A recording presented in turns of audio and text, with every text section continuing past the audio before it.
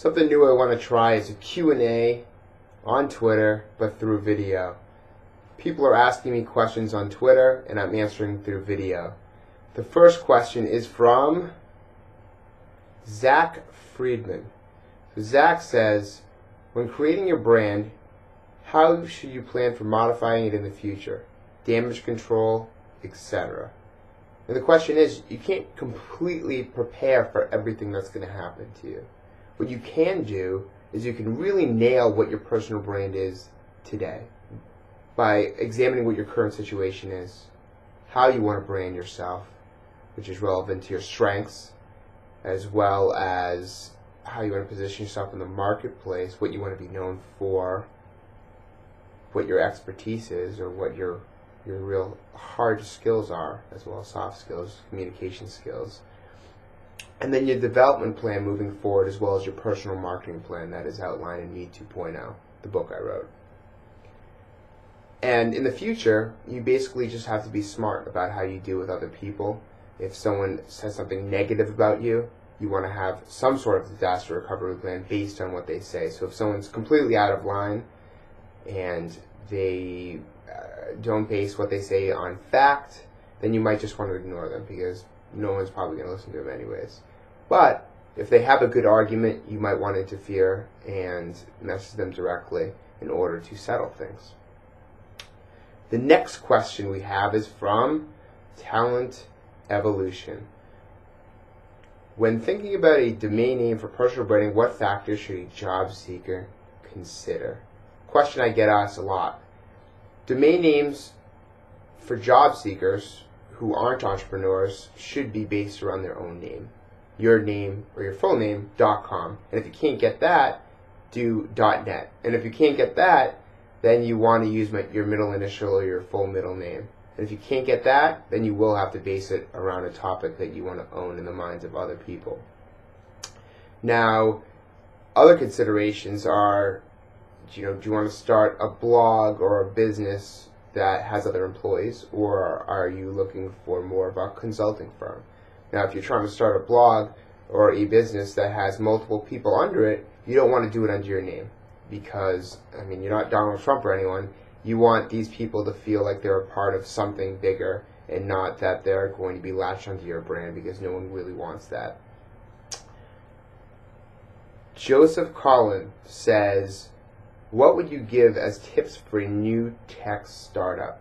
Now this would be very similar to more of a entrepreneur, and the key here is that you want to pair your brand, your corporate brand, up with people who are influencers and people who are extremely passionate in what you're trying to accomplish, your field of business.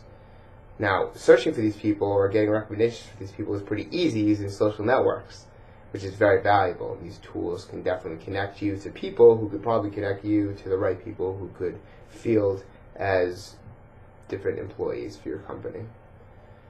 Now that's really the key, and it's really all about people when it comes to a tech startup. Do you need developers? Do you need marketing people?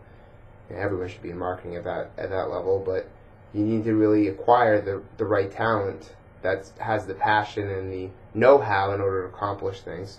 And then again, I would do what you would do for an individual. I would spread your brand across all the free social networks, the ones that are in your industry, the ones that are huge, like the big three, Facebook, Twitter, LinkedIn.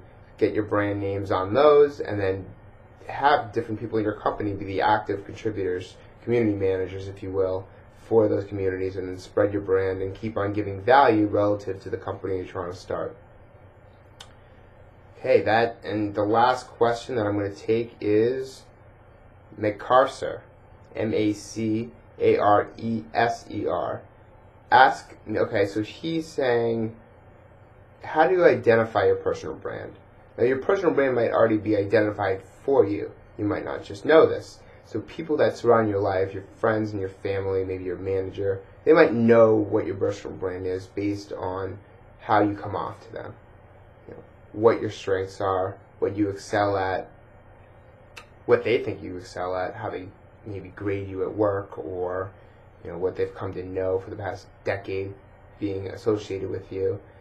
And then there's the self-reflection part. It's really understanding what you want to do, what you could do for maybe the rest of your life, or at least the next 5, 10, 20 years, and then working hard at that for the remainder of your career.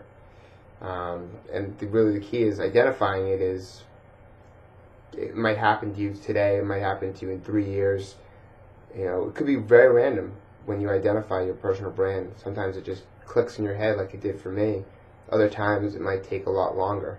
You might have to rebrand yourself a few times. But what I recommend is that you sit down and you really start researching what are the different career paths for me. What do I excel at? What am I passionate about? It might not be something that you do at work. It might be something that you do or different projects outside of work, or different sports or anything like that. What you're involved with in your community, different organizations, maybe in college. Really honing down what gets you off, what gets you excited, and then focus on that. So thanks for all your questions. We'll definitely do this again. This is the first take of my Twitter video Q&A.